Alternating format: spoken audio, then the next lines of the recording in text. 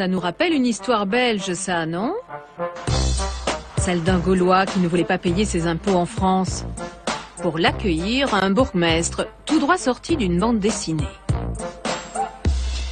La première fois que je l'ai rencontré, le 19 octobre, à Néchin, je me souviens que le premier film que je l'ai vu avec ma grand-mère, c'était Les Valseuses. Et donc j'avais emmené ma grand-mère au cinéma qui se demandait ce qu'elle venait faire là, quoi. Sacré Daniel, socialiste, mais qui abrite le plus célèbre des exilés fiscaux. Alors tout ça, c'est du courrier pour Gérard Depardieu. Et oui, c'est surtout beaucoup de courriers de sollicitation, hein, que ce soit au niveau financier, des aides pour des personnes malades, des enfants souffrants, ou alors des aides d'artistes qui veulent être connus ou reconnus. Voilà, on a eu ceci.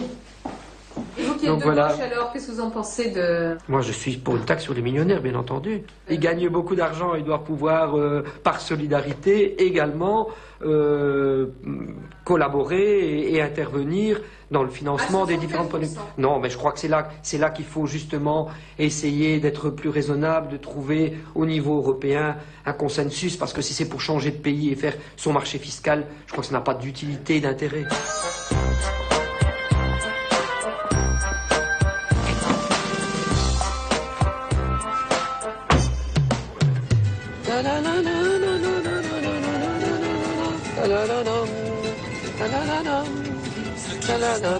Et moi, ça nous suivra partout.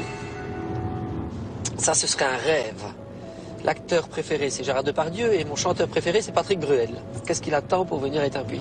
Étapuis, c'est pas la Mordovie, mais c'est pas mal quand même. Néchin en fait partie. Et donc ici, vous avez la rue qu'on appelle la rue Reina Street, la rue des Muliers.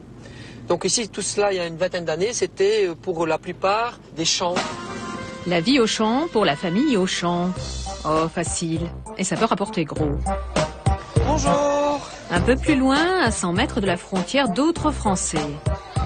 Ici, la maison de retraite coûte 2 fois moins cher qu'en France. Je voudrais remercier Madame Duché de votre accueil et surtout souhaiter que vous puissiez vivre une belle année 2013 et donc place au petit spectacle. Daniel connaît bien la musique. C'est son 4e mandat. Vous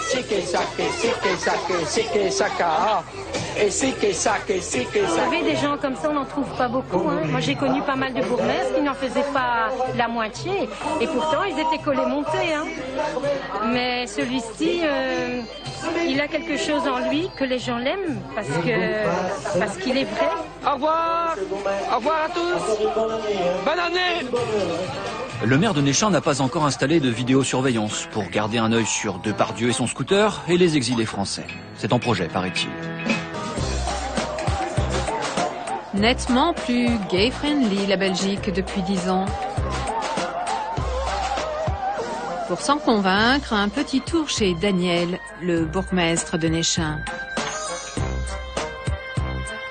J'ai voulu en fait être cuisinier dans mon jeune temps. Ma mère a dit que c'était un métier de fille et donc voilà, je me suis orienté vers la politique. Ça doit être un métier de garçon, ça.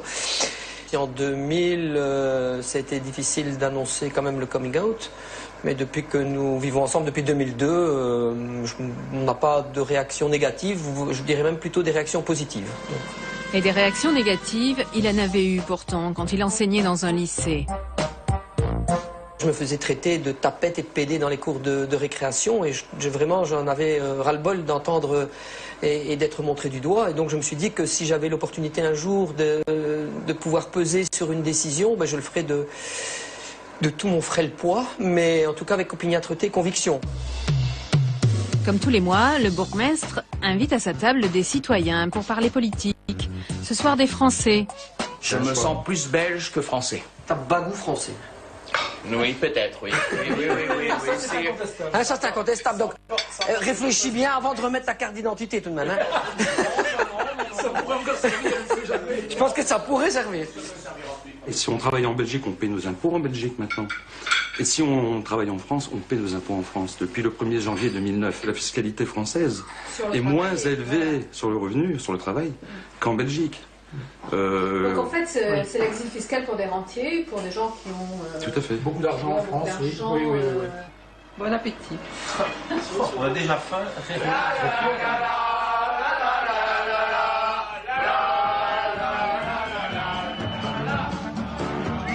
Alors, Patrick Bruel va-t-il s'installer à Néchin? Un peu comme les fidèles de Néchin qui ont reçu un sacré coup de tonnerre. Une nouvelle qui aurait pu ébranler l'édifice.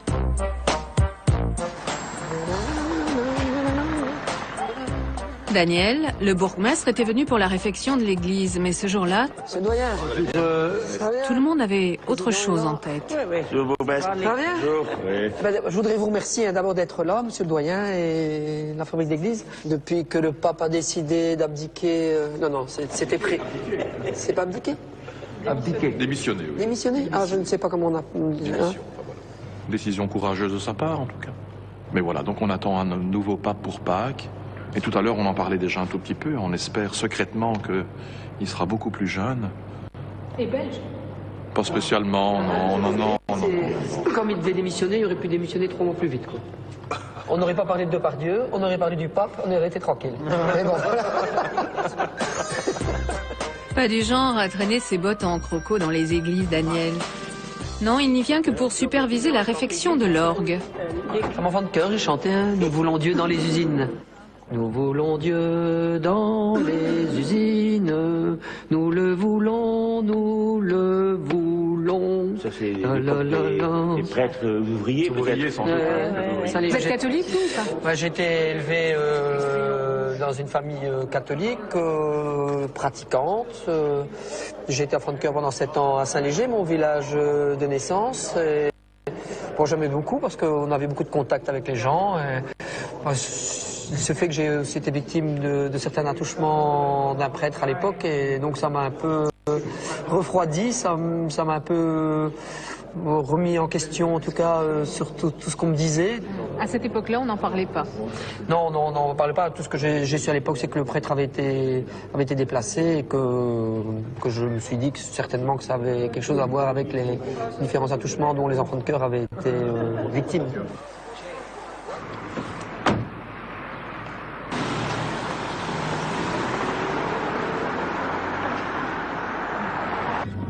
Et donc, en faisant abstraction de ce que j'ai vécu et subi, il n'en demeure pas moins que je ressens dans les yeux des gens une admiration, une utilité sociale de l'Église.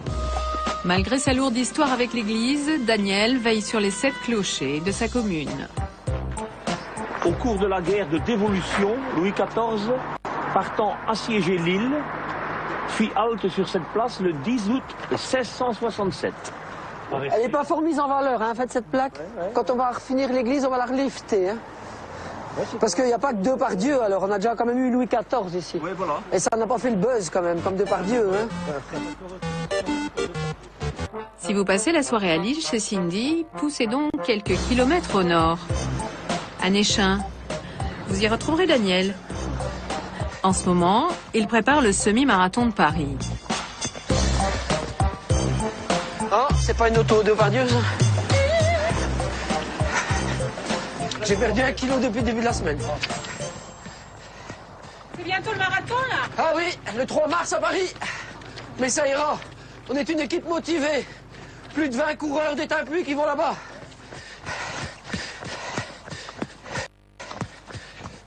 Qu'est-ce qui est le plus important pour rester en forme? Aimer les gens. Quand on aime ce qu'on fait, quand on aime les gens, c'est du bonheur assuré. Vous avez une hygiène de vie particulière? Oh, sport, amour, respect et plus d'alcool depuis 2 ans et demi. Au début, c'était plus difficile parce que tout le monde pense que pour s'amuser, il faut boire, ou il faut boire pour s'amuser. Et avec le temps, j'ai compris que c'était pas nécessaire.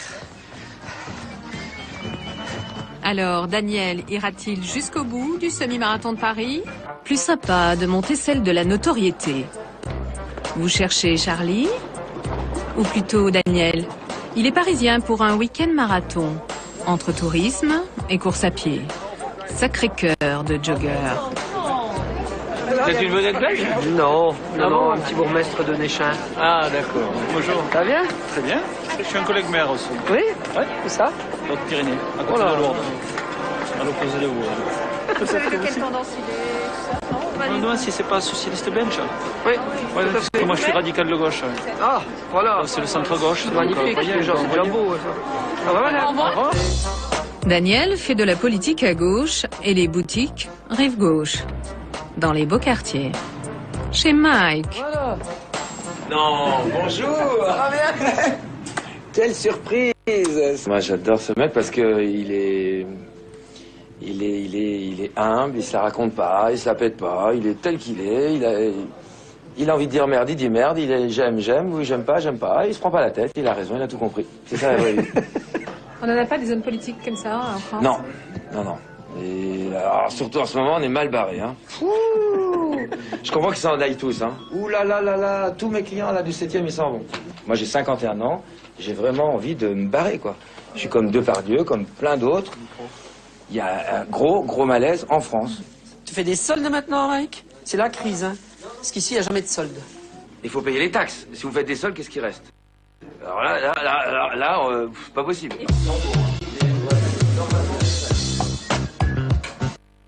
Allez, hop, hein. Je trouve une belle chemise. Quand je suis arrivé au Parlement, tout le monde était habillé en gris, chemise blanche et presque cravate noire. Je pensais que c'était une association de croque-morts. J'ai dit non, on va changer un peu les couleurs ici. Allez, hop, de la couleur. Attends, on va relever le col, un peu plus branché. Arrêtons d'être passe-muraille. Voilà. Donc, je vais retenir... Vous n'allez jamais choisir du noir? Si, parce qu'on peut le... Pour les enterrements. Je ne bois jamais d'alcool. Il veut pas, hein. J'essaye, il n'y arrive pas. Pourquoi?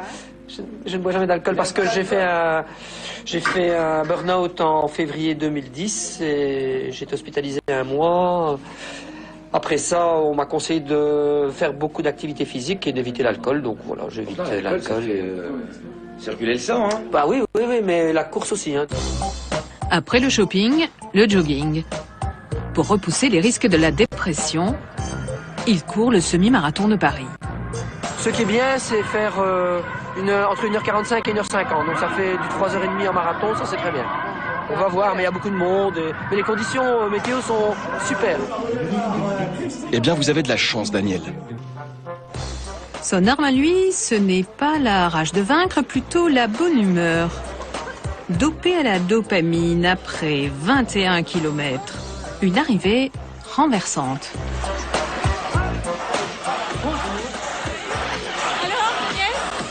Magnifique, fabuleux. Vous avez mis combien? 1h50. On cherchait des antidotes à la crise. Donc, faire du jogging, ça ne coûte pas cher du tout. C'est presque à la portée de tout le monde. Donc, je conseille vraiment de s'adonner au sport et d'avoir un dimanche avec un petit rayon de soleil, un sourire radieux et vraiment un beau pincement au cœur. C'était magnifique quand on voit ça sur le parcours. On oublie justement la crise. Douce France, beau pays de mon enfance. Félicitations. Merci.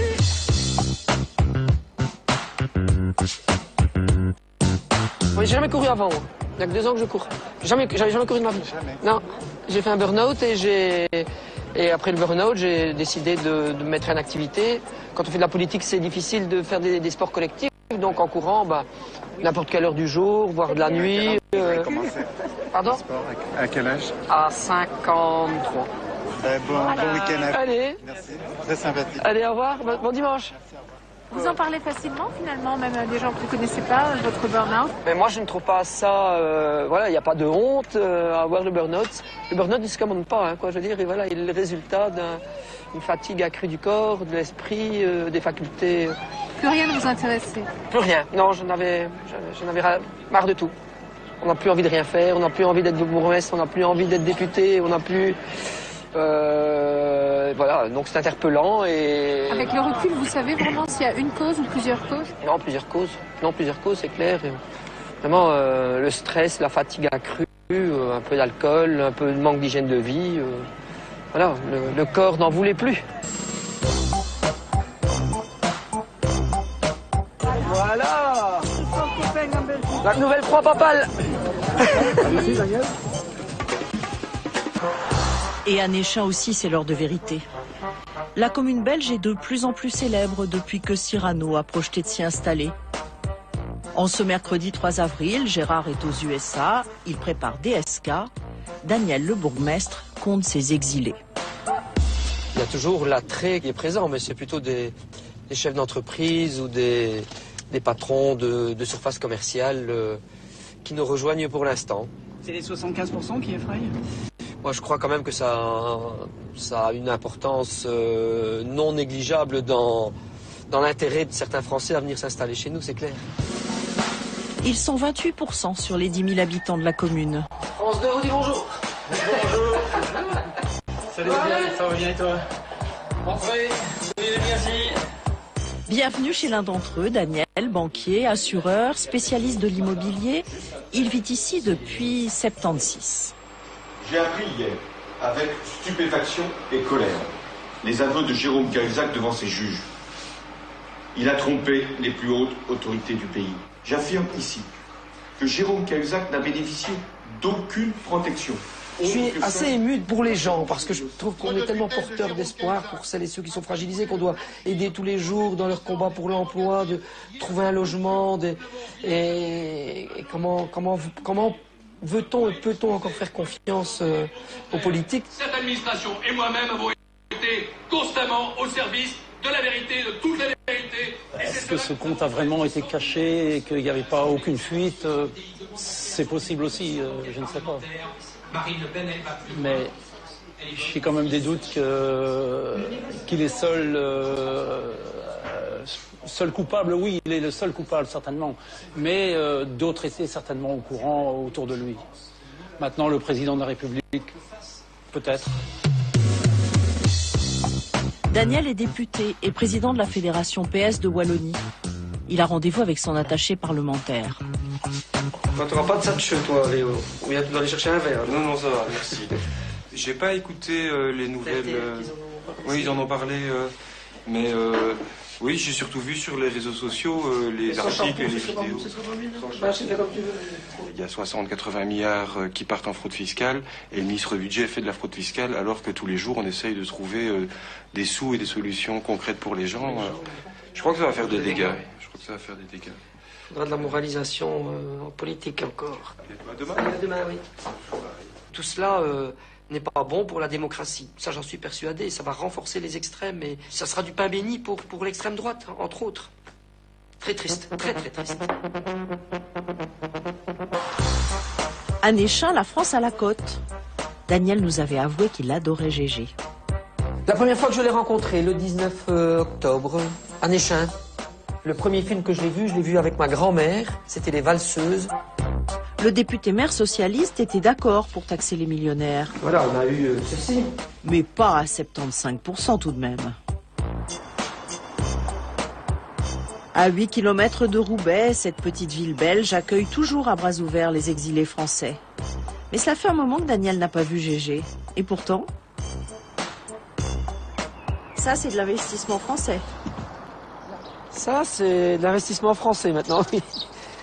Gérard Depardieu a eu un petit coup de cœur, un petit coup de foudre pour cette maison. Et donc, une jolie maison avec un beau terrain d'1 hectare. Un manoir construit en 1890 par les brasseurs de la ville. Ben voilà Jean-Luc. Bonjour Daniel. Ça va? Ça va et toi? Oui. Alors, Gérard, toujours à Moscou? Toujours à Moscou, en plein boulot, oui. Les derniers propriétaires, un couple belgo-allemand, ont transformé la demeure en villa. Les 5 chambres étaient occupées, alors Jean-Luc n'a pu nous faire visiter que le rez-de-chaussée. Et il nous a précisé que Gérard allait garder le côté cosy bourgeois de la déco. Alors on va laisser comme nom la Villa Blanche ici? La Villa Blanche, oui. La société de la Villa Blanche. La Villa Blanche de Pardieu. La Villa Blanche de Pardieu, c'est ça. Vous, votre rôle, c'est de vous occuper de ces investissements à lui en Belgique? Oui, voilà, entre autres, oui. L'idée, c'est de développer une activité économique. Et un restaurant à Néchin, éventuellement, donc il y avait un bar à vin à tourner, et puis la Villa Blanche pour développer le tourisme. Et ça a une réalité économique, puisque, comme vous le savez, M. Depardieu n'est pas tout le temps présent en Europe. Lui n'est pas souvent là, mais les Français continuent d'arriver. Et il paie aujourd'hui les mêmes taxes que les Belges, ce qui n'était pas le cas en 2009. pour revenir à l'évasion fiscale, on ne s'évade pas fiscalement d'un claquement de doigts. M. Depardieu a toujours 130 salariés au moins en France. Il a toujours ses sociétés en France et il paie toujours ses impôts en France. Donc il suffirait de regarder d'un peu plus près et de comprendre qu'on ne s'évade pas comme ça d'un pays. Et il est toujours français. Il ne faut pas toujours penser que c'est quelqu'un qui s'est sauvé de son pays. C'est complètement faux. C'est un citoyen du monde. Et il investit dans le monde entier. Oui. Et moi je suis content qu'il investisse dans notre région en tout cas.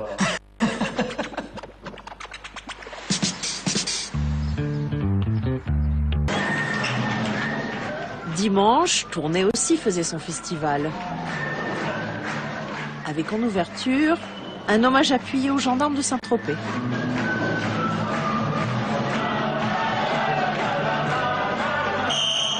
Pour la 7e édition de ce karaoké caritatif, le thème était le 7e art.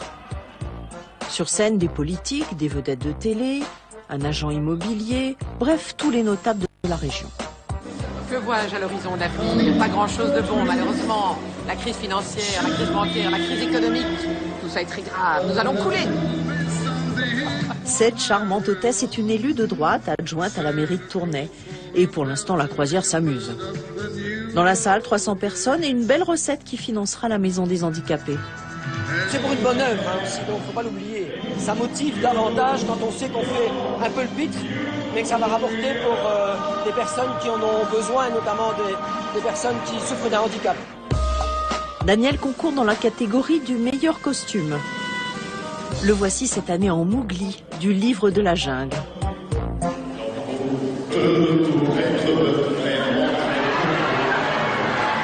Et dans le rôle de Balou, c'est le bourgmestre de Tournai.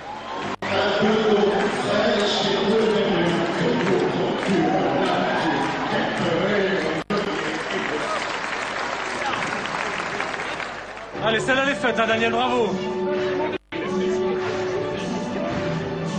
Vous vous rendez compte qu'en ce moment à Paris, c'est les grandes manifestations contre le mariage pour tous? Nous venons de fêter, nous, cette semaine, les 10 ans d'existence de la loi du mariage pour tous. Et donc c'est vrai que voilà, on a 10 ans d'avance à ce niveau-là sur les Français, à ce niveau-là simplement. Mais il est vrai que chez nous, dans le domaine du mariage pour tous, de l'adoption, de l'homoparentalité, on a fait beaucoup d'avancées significatives. Tout le monde ensemble, tout le monde. Tu es de ma famille, de mon ordre et de mon rang.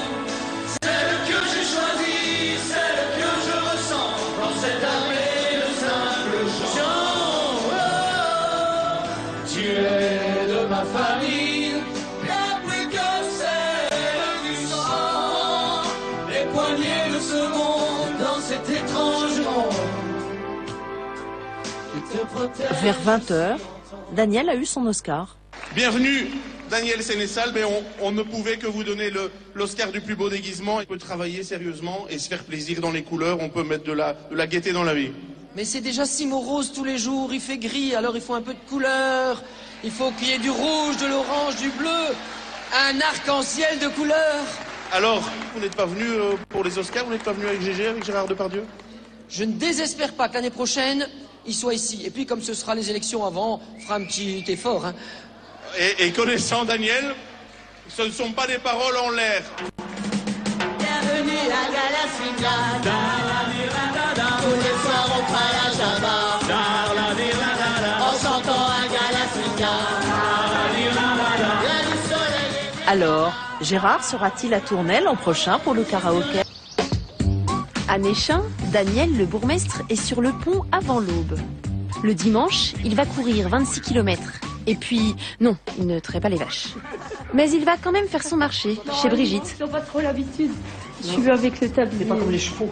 Non, non. Ah, Fifi? Elle fait tout, Brigitte. Lait, beurre, crème, fromage et... Elle fait le marché de Néchin, le mercredi. Et je pense que c'est une belle image de marque d'une commune quand les agriculteurs vendent leurs produits. C'est en même temps mettre à l'honneur tout ce qu'on peut faire dans notre entité. Brigitte excelle en la matière d'ailleurs. On a quand même beaucoup de gens qui arrivent ici disant « Oh, on a mangé chez des amis, qu'est-ce que c'était bon et vous faites ceci, vous faites cela aussi vous-même. » Donc tout ça, c'est... Tout se tient. C'est vraiment une ruralité qu'on veut maintenir. Hein. Daniel a beau accueillir des stars dans sa ville, il veut préserver le Néchin de son enfance. On va trouver des belles fraises ici. Oui, c'est quoi, c'est une variété belge? Non, c'est une variété française, la Darcélec. Mon père en mange 1 kilo tous les jours.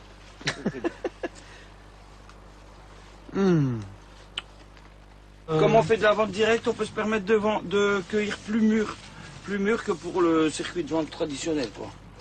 Donc forcément, elles sont meilleures évidemment. Elles sont plus sucrées. Hein. C'est parce que comme les bananes directement en Guadeloupe. Hein.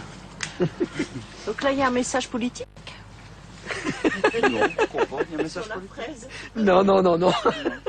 Elles sont bien rouges. Ça allait dire pareil. Courgettes, tomates ici. Courgettes, tomates. Combien? Trentaine de variétés de tomates. Là-dedans. De toutes les couleurs, quoi. Verte, jaune, rouge, aussi rouge. Néchin a perdu 1/3 de ses agriculteurs en 20 ans. Jean-Claude, lui, résiste. Et comment faire pour conserver l'agriculture? Jean-Claude a très bien compris, hein, il faut se diversifier, il faut essayer de voir comment on peut répondre à la demande. On sait qu'on est quand même très mode bio, retour à la nature, circuit court donc du producteur au consommateur, essayer d'éviter les longs voyages avec les fruits et les légumes. C'est une des manières de s'en sortir, quoi. C'est le passé, c'est l'avenir. C'est le présent.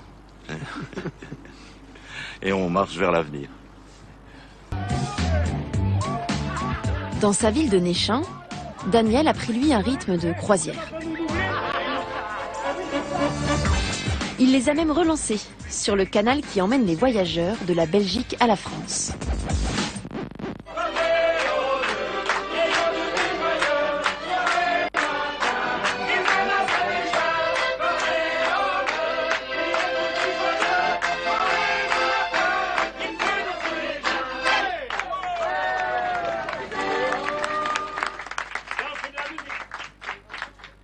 Ce canal devait devenir soit un égout à ciel ouvert, soit une autoroute. Et on a choisi l'option qui n'était pas celle qui avait été retenue, c'est conserver le canal pour le tourisme et la navigation de plaisance. Et les Satcheux y ont contribué de manière significative. C'est quand même vachement mieux que sur l'autoroute, hein? Oui, hein? Le Satcheux, c'était celui qui tirait les bateaux de charbon le long du canal. C'était le métier du grand-père de Daniel. En Belgique, la traversée est beaucoup plus rurale, bucolique, agricole. En France, c'est une partie rurale, mais après, on est vite dans le côté urbain. Et donc, on traverse Waterloo et Roubaix. Et donc, il y a un climat, une atmosphère, une ambiance différente. Mais les deux côtés sont vraiment superbes à visiter. Je ne vais pas me fâcher avec les Français aujourd'hui. Après la visite des artistes, Daniel a fait des projections d'avenir pour la Belgique, qui votera 3 fois l'année prochaine. Il y a 25 ans que le Parti socialiste est au pouvoir sans discontinuer. Et certains partis politiques en ont un peu ras-le-bol de voir le Parti socialiste au pouvoir et ils nous verraient bien faire une belle cure d'opposition. Non, mais c'est vrai qu'il faudra qu'on fasse preuve de beaucoup d'inventivité et de créativité.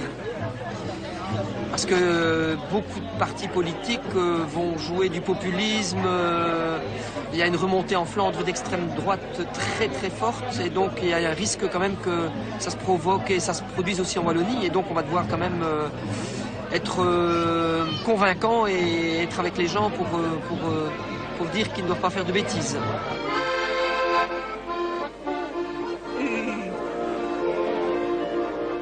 Ah tiens, les géraniums sont en fleurs en Belgique.